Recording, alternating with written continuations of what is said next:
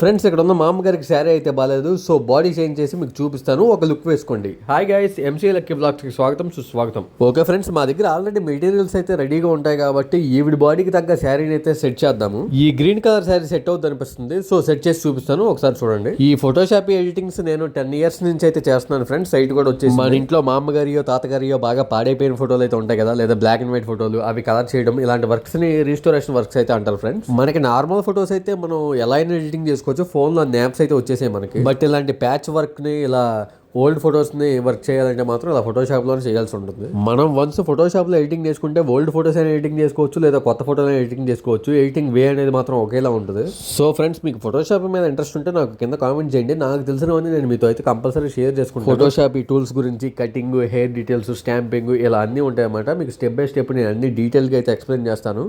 Okay bye friends, మళ్ళీ కలుద్దాం. Work చేసుకోవాలి. Take care. సబ్స్క్రైబ్ చేయడం మర్చిపోకండి.